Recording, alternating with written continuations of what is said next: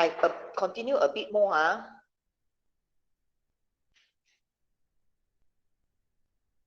Thermal decomposition of salt. Caroline, Viviana, can you tell me? Nitrate, when you heat them, what will produce? For example, sodium nitrate. When you heat them, what will produce? Thermal decomposition. What's the purpose of memorizing or studying all this? What's the purpose of doing all these things? Because question they will ask you to guess what is the salt. They will give you all sort of result of the experiment. They will tell you, oh, I heat this thing, and then there's some gas coming out. And this gas, when I test with lime water, they turn chalky. Then I know it's a carbonate. When I heat this thing, and then there's a brown color gas produced, then I know it's a nitrate. But it's not sodium nitrate. Why? Tell me, when sodium nitrate, when heat up, what will produce? E-class? Okay. This big brother, sodium and potassium nitrate, when you heat them, they will produce nitrate and oxygen gas. So there's only one gas is being produced. This is nitrate. This is nitrate. Now, to memorize the thermal decomposition of salt, I categorize them into 4 categories. Sodium, potassium, 1 category. The rest, this one is others, common. What do you mean by others common? Others common. This is jewelry group. This is ammonium group. Okay, I repeat. Now, to memorize the thermal decomposition of salt, I put them into 4 categories because they have special one, every each. Okay, what I mean by that is, see, potassium carbonate, when I heat them, no change. Same to sodium carbonate. So can you see the relation?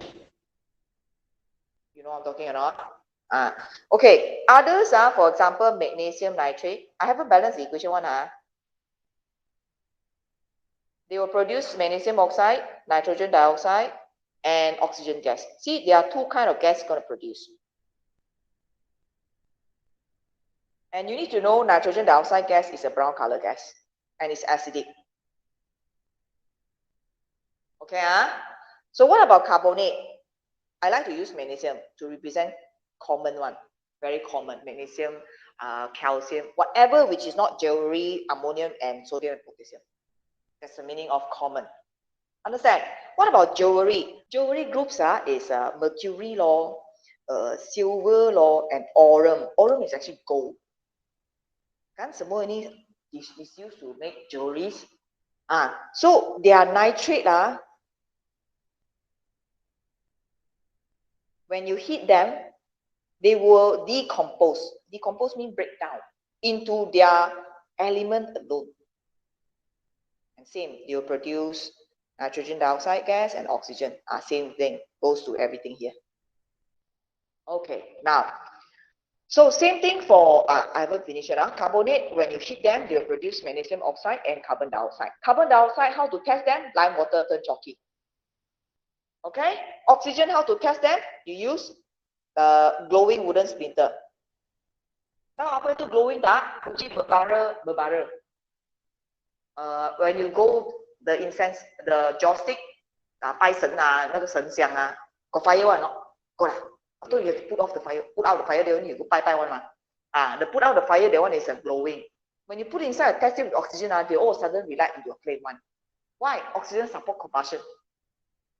You know what I'm talking? That's why when you are in a very high dense of oxygen condition, you don't leak out something or you don't create a flame. Because that one can ignite fire one, even though there's no flame. You know what I'm talking? Okay, now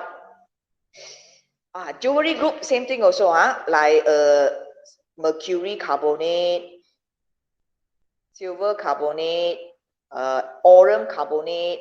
When you heat them, they will produce their element alone because they are very stable in the form of element, and they produce carbon dioxide as well. They won't produce oxide. You know what I'm talking? Okay, now ammonium group will be what? Ammonium group, when you heat them, you produce a nitrous oxide gas, water.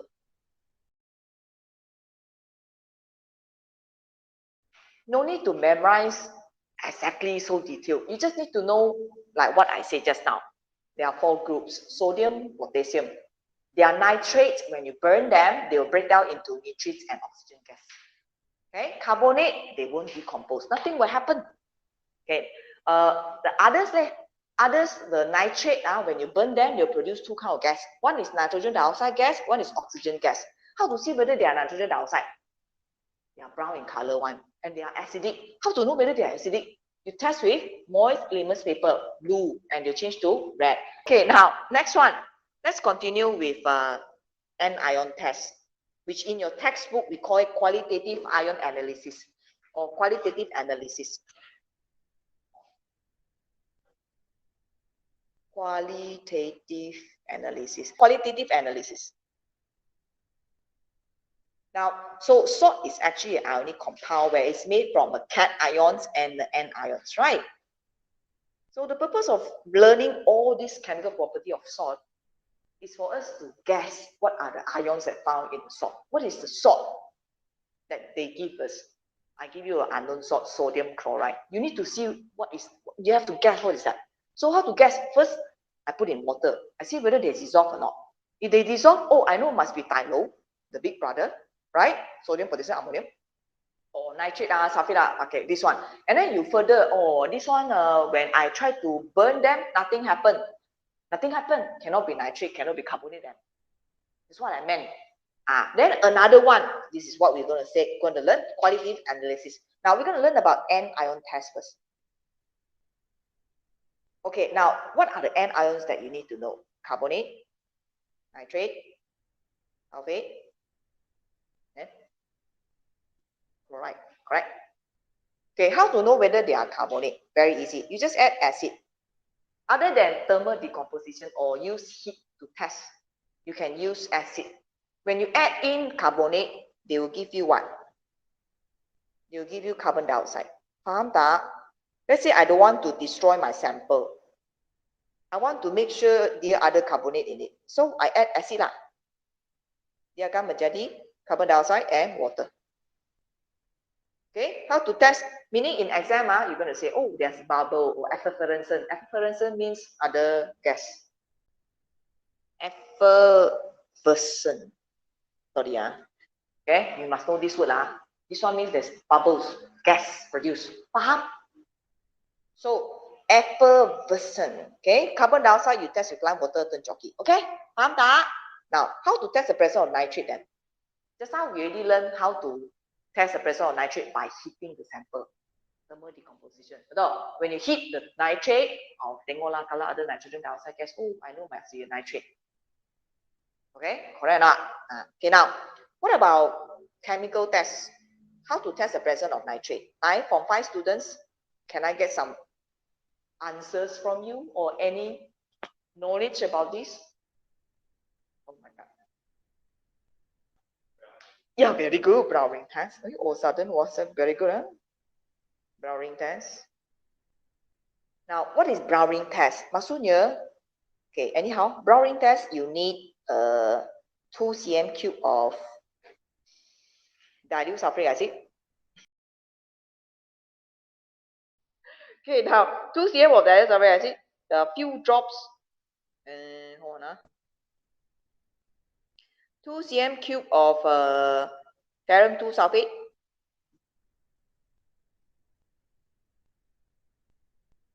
cm cube of few drops of.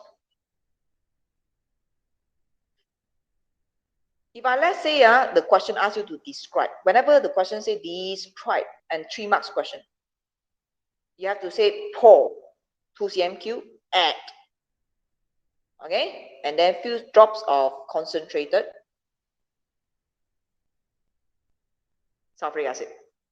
So when you add all the material you need already, kalau lah dalam solution there is nitrate, you will notice there's a brown color brown color solution, not solution, like a brown color thing around the test tube, like a ring like that. That's called brown ring test. So you prove that, oh, there's a nitrate in it. Okay, this one very popular question. Pour 2 cm cube of disulfuric acid. Add 2 cm cube of ferrous sulfate solution. Add few drops of concentrated concentrated sulfuric acid, and then you shake the mixture. Brown ring is formed around the test tube, indicates the presence of nitrate. Okay, now, and then sulfate, how to test the presence of sulfate and chloride? These two actually we use DDP concept. We already know sulfate is soluble except for persatuan basa Cina. Chloride is soluble except for persatuan agama Hindu. Meaning, if I use silver nitrate, okay, I add in the unknown salt. Kalau lah the unknown salt contain chloride, they will form silver chloride, which is a precipitate. Betul tak? Actually, we use the DDP concept. This is what I meant.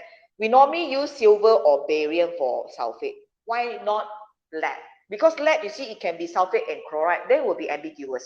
We want something that's specific, only that. Mercury, we seldom use, dangerous. Okay, now you will notice in a procedure, they ask you to describe, let's say, the test for chloride. What are you going to say? You say, pour 2 cm cube of nitric acid first. I will tell you why. Add 2 cm cube of silver nitrate. Why precipitate? Shake or stir. Stir the mixture, or shake it better because it's very little only. Shake the mixture. White precipitate is formed. Okay, now why is that we need to add nitric acid?